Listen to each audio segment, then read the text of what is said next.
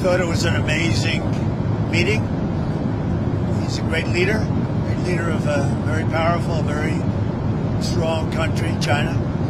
And I mean, what can I say? We have, it was an outstanding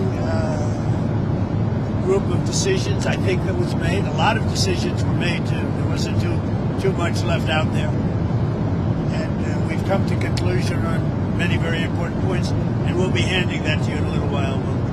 We're having, because there was a lot of different things, many of them very important. We're in agreement on so many elements, large amounts, tremendous amounts of the soybeans and other farm products are going to be purchased immediately, starting immediately. If you notice, President Xi authorized yesterday for China to start, did you know that, right? China to start buying in very large quantities of soybeans and other things, which I appreciated. That was a very nice gesture. And many other things like that. On fentanyl, we agreed that he was going to work very hard to stop the flow. You know, it's a very complex subject because it's used for lots of different reasons, including anesthetics and things. But he's going to work very hard on it, precursors, and I think you're going to see some real action taken. I've agreed, as you know, I put a 20% tariff on China because of the fentanyl coming in, which is it's a big tariff. And based on his statements today, I reduced it by 10%, so it's 10% instead of 20% effective immediately. I believe he's going to work very hard to stop the death that's coming in. But again, it's complex because of what fentanyl is, what the precursors do. So I think you're going to see a big difference. We've had discussions on many of the elements that you're talking about all the time. You're asking me questions, and most of those things were I think agreed to for the most part. I think we agreed to almost everything in a very acceptable form. I wouldn't say everything was discussed because there were things that probably, in retrospect, we could have discussed and we didn't, for some reason, didn't come up. But if you have any questions, let me know. Go ahead. What about chips, sir? Did he agree? Did you agree to sell any more down chips? We did discuss chips, and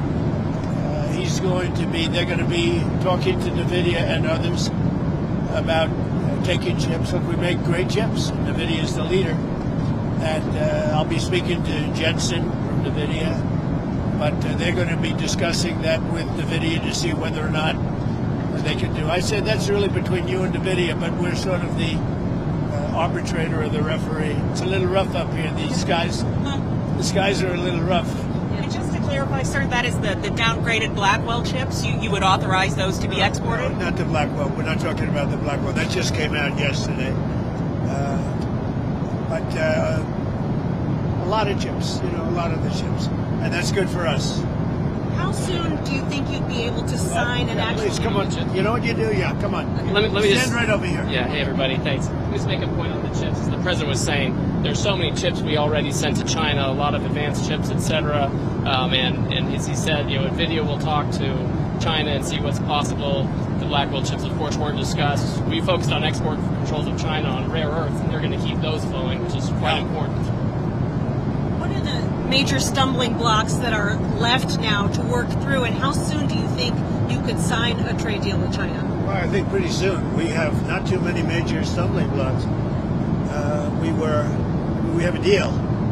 Now, every year we'll renegotiate the deal, but I think the deal will go on for a long time, long beyond the year. We'll negotiate at the end of the year, but all of the rare earth has been settled, and that's for the world. I mean, worldwide. This, I guess you could really say this was a worldwide situation, not just the U.S. situation. So we continue to produce the rare earths and buy the rare earths and everything else, when you see from other countries. But China is, that whole situation, that roadblock is gone now. There's no roadblock at all on rare earth. That will hopefully disappear from our vocabulary for a little while. So is that a 1-year pause on the policy they announced? It's a 1-year agreement, and we'll extend it after a year. And what will like we do. It's a 1-year deal that will, I think, be very routinely extended as time goes by. To be totally clear, they're not going to impose the rare earth controls that they proposed. President Trump and President Xi came to an understanding on that point. What will your new tariff rate on China's goods be once you sign the deal? Other than what the tariffs remain exactly the same. 55%. It's about it was 57. Now it's 47. And how long? Because we reduced it by the fentanyl. Because I believe they are really taking strong action. We've already seen the action on fentanyl, and they're taking very strong action. So we reduced to 10%. So that November date is gone when it was going to go up again? Yeah. Okay. That's right. So on fentanyl, they've agreed there are a variety of precursors. You may recall that actual fentanyl was scheduled by China in the president's first term successfully. There are certain precursors where they take whatever actions they need to control that.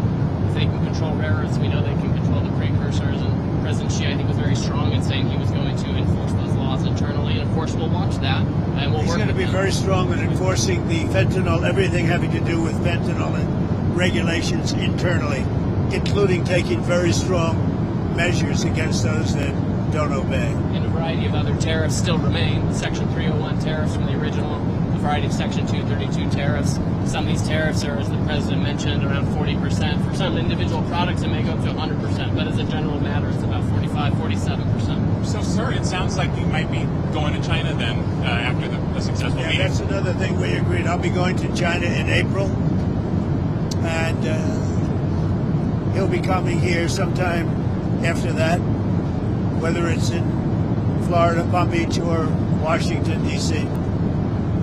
Did you read anything on the shipping fees, the 301 shipping investigation? Well, that's been. So we're going to postpone that while we negotiate with them about that issue.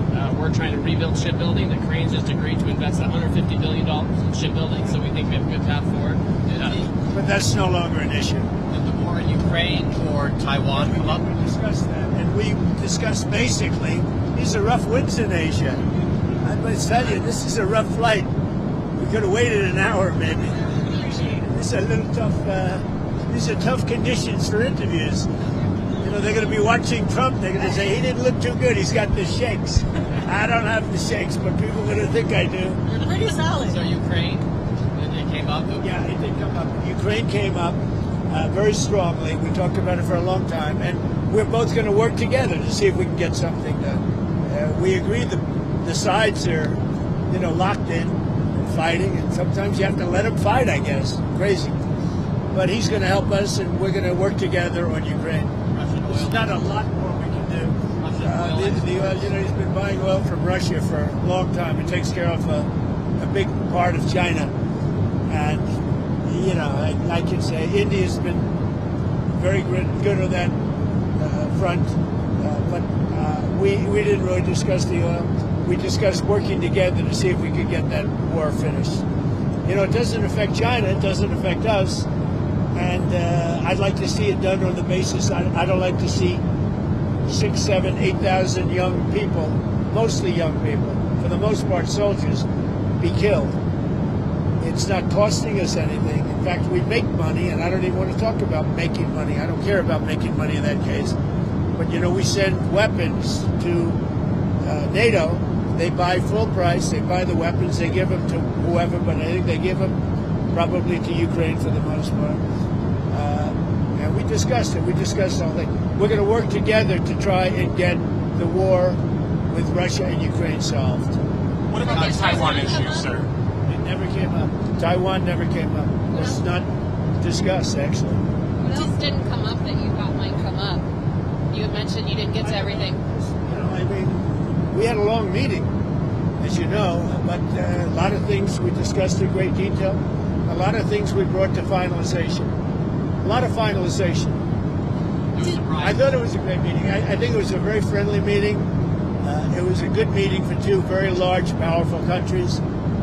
And that's the way we should get along with the large, powerful. Why did you write your Truth Social about nuclear testing? What What about resuming nuclear testing? What prompted you to do that right before the meeting? It had to do with others. They seem to all be nuclear testing. Russia? We have more nuclear weapons than anybody. We don't do testing. We've halted it many years ago. But with others doing testing, I think it's appropriate that we do also. Any Israel- details around that testing, sir? Like where, when? It'll be announced. We have test sites. It'll be announced. Did Israel give you a heads up before they bombed Gaza? And is it still a ceasefire if they're it's a stopping? ceasefire. It is. No, they had a sniper, and one of their soldiers were killed, and they did retribution. So we'll see. But it is a ceasefire. It's back to ceasefire. But is that What is the thinking behind reducing troops in Romania, the drawdown of U.S. troops in Romania? You'd have to ask. I mean, I can tell you about it, but it's not very significant. It's not a big deal. On nuclear weapons, sir, which countries do you have in mind when you say you want to send a signal? What a rough ride this is. The interviews are tough enough without your life being threatened. You guys okay? Yes, sir. That camera guy's very steady. We're going to look real bad today on television, I'll tell you. I think that, it's pretty much, I think we've discussed mostly what we said, pretty comprehensive. We're going to issue a statement on some of the details. But overall, I guess on the scale of from 0 to 10, with 10 being the best, I would say the meeting was a 12. Okay, I think it was a 12. I think very importantly, just the whole relationship is very, very important. And I think it was really good. Especially coming on the heels of the successful trip. We're in Malaysia. You signed a peace deal for Cambodia and Thailand. Critical mineral deals with all our allies. So many successful meetings. Right? And so many meetings great for our country with literally hundreds of billions, trillions of dollars have come into our country over the last 4 days, represented by this meeting. But trillions of dollars, where Toyota is going to build plants, $10 billion worth of plants. And, I could go over so many different companies coming in. They're pouring money into the United States.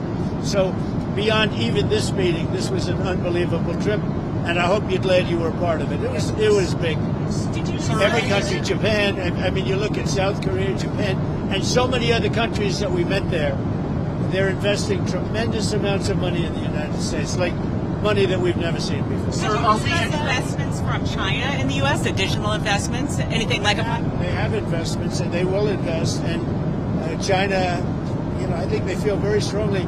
They congratulated me on the tremendous success that we've had, because there's never been a country that has had so much money come into it for purposes of investment, for building, for auto plants, for AI, etc. So he was very strong on congratulating me for that. But you didn't commit to any additional investment or outflow? We didn't really discuss it, but he would. Did you ever get through to Kim Jong-un about setting up a meeting? Does he have a phone? We never were able to talk because I was so busy.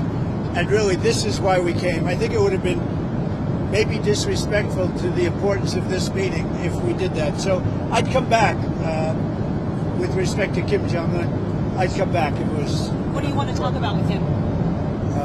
I had a great relationship with Kim Jong-un. I think if I didn't get elected, you would have had. If Hillary Clinton came in at the time, who he doesn't like too many people other than me. If you want to know the truth, I think you would have had a big war. Could have been a very bad war too. Sir, with the nuclear announcement, just one more on the nuclear announcement. Do you worry that we're entering a more risky environment when it comes to nuclear issues? No, I don't think so. I think we have it pretty well locked up. But we have more than anybody. But I see them testing. I say, well, if they're going to test, I guess we have to test. I'd like to see a denuclearization because we have so many, and Russia has some. Russia's second, and China's third, and China will catch up within 4 or 5 years. I think de-escalation would be, they would call it denuclearization, would be a tremendous thing. And it's something, we are actually talking to Russia about that, and China would be added to that if we do something. Thank you all. It was a great success. It was a great honor. I mean, he's a tremendous leader of a very powerful country, and I give great respect to him, and we appreciate the fact that he came for this meeting. Thank you very much. Thank you, sir. Anything on Canada? Anything on Canada? We had a very nice conversation with him last night. We really did. Thank you.